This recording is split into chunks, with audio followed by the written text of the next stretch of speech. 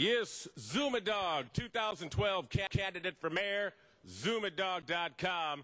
And the past month or so, with the emphasis on the last 2 weeks, the city council has really been cracking under the pressure of Dogg. They can't take it. Now, the council runs up to Bill Rosendahl and says, what do we do to get him out of here? But Bill's just a spineless do-nothing. You got to talk to Kermit Tutanich. You got to talk to Kermit Tutanich. He loves us here. Because what are we doing? We're destroying you guys.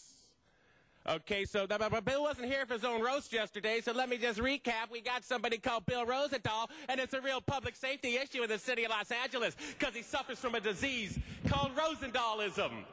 Promise everything to both sides, then deliver nothing. And it all results in sidewalk cracks so big you can live under them, more homelessness than ever, police complaining to Zuma Dogg. Jesus, it's something different every year with this guy. And yeah, but gee, isn't it just great? Isn't it just great? The public comments figures are just great. Zuma Dogg, you're just great. You're great. Oh, you know what? I think I want to pass a law to limit what you do. Occupy LA is just great. Free speech is just great. And so Bill Rosendahl, the only council member to ever pass legislation that was defeated in federal court for being a First Amendment lawbreaker of the Constitution, is now going to be the first one to pass law to try to get something done to limit the public comment speakers. What a phony, y'all. What an effing phony. He's just under Eric Garcetti, according to LA Times. Now, I'd like to say that I have a new music video. If you were here yesterday, Pat McOsker was here detailing the problems when council lies and then cuts fire services and lives are at risk. I have a new song. It's called More Than Just Stealing, to the tune of Boston at ZumaDogg.com. And it's more than just stealing. And you can get the rest at Thank you. We have Zuma Dogg and Superman. Thank you. And it's Zuma Dogg, candidate for mayor 2013, and you can read more about it at ZumaDogg.com.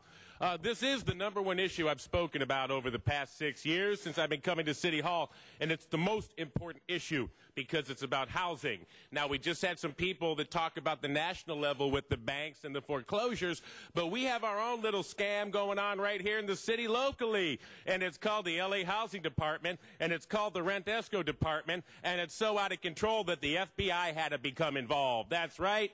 And but here's some of the things I'm worried about. First of all, it benefits the city to place properties in REAP because then they receive a portion of the rent money and it goes into the city's account. So what's been happening is I've been told the outreach contractors that the city hires to go out and inspect these properties, well, they instruct the tenants how to damage the property so that they can stay in the REAP program so that the city can keep getting the money. Now, this hurts the people that rent. You say you want to keep people in homes, but if you have a corrupt city entity called the LA Housing Department that is illegally putting people into the rent escrow program, that forces homelessness. Because the people housing, the owners of the properties that house the people lose the properties. And it's all illegal. The thing that is most heartbreaking about this is an illegal RICO racket scheme. Completely fraudulent. The FBI is involved. People are going to be arrested. Roberto Adalpe, in his housing department window, his person was taking bribes for Wesson's Koreatown district. So if you have to pay people bribes, if you're getting fined illegally, if you're getting put into the rent escrow illegally, you're losing your house illegally, then people are getting kicked out of the streets illegally. Who are you trying to fool? Thank you very much. Next speaker. Zuma Dogg, Arnold Sachs, and Superman.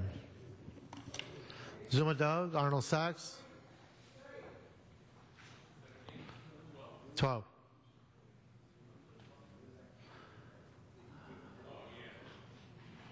I'd like to take a minute on this because we want to take over $1 million to restore the bathrooms at the Hollywood Bowl. Now, I know it's never any money that comes out of the city fund. It's always coming from somewhere else, and it's some grant money, but it's being used for the bathrooms at the Hollywood Bowl. I love the Hollywood Bowl. I saw Paige Plant there, and it was excellent. And I love the Hollywood Bowl. It's a great place. But the city's getting sued for things like sidewalk cracks. If you go to Paul Koretz's district, you're going to need a new car for your tires and axle because the pothole is so bad all over the place there that the BMWs can't even withstand it. And you have all types of things that you're not doing. The sanitation, the trash is piling up. And so what are we going to do with money that is available for the city? Let's renovate the bathrooms of the Hollywood Bowl. Isn't that Jim Dandy? I'd like for the people in East L.A., I'd like all the low-income people throughout the city that aren't getting the services provided to them, that the money that could be used for something in your district, to fix your sidewalks, your potholes, to do sanitation, to keep parks, to do something, they're using it to restore the Hollywood Bowl bathrooms. Isn't that nice? Why don't we just take our wine and cheese and have a nice firework display, and then we can eat the cheese off the new bathrooms that have been restorated so beautifully? That's what we should do with money that's available to the city. Restore the bathrooms at the Hollywood Bowl. The more I'm thinking about it, the more I'm getting sick. Please lower the volume. You're being disruptive. Please lower the volume. Okay. And I need a ruling on what the appropriate volume is, but I respect the request, and I'd like to just say, again, in case you're just tuning in, Zuma Dogg mayoral candidate. If I was mayor of the city, if money was available to do anything in the city under this time, it would not be the bathrooms at the Hollywood Bowl. Thank you, Dog. And thank you for reconsideration. They forgot to call my card. I appreciate it. Now, this is very important because we're talking about the Housing Community Development Plan, and it says Cardenas-Wesson.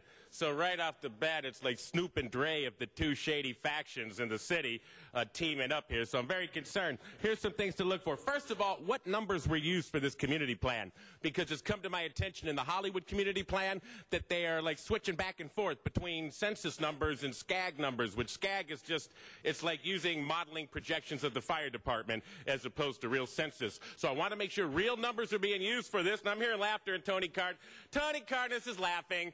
Oh, my gosh, the reason I'm concerned about this is because Tony Cardenas is the king of RICO racketeering contracting. The reason city workers... Mr. President, he's not talking about this item. Please address the council. This is the item. And I'd like to say to the city workers, the reason they don't have jobs is because Tony Cardenas contracts out all the contracts with mafia cronies. Thank you very much. Doesn't get work. And the guy's under FBI investigation. Thank you very much. That's last minute is down.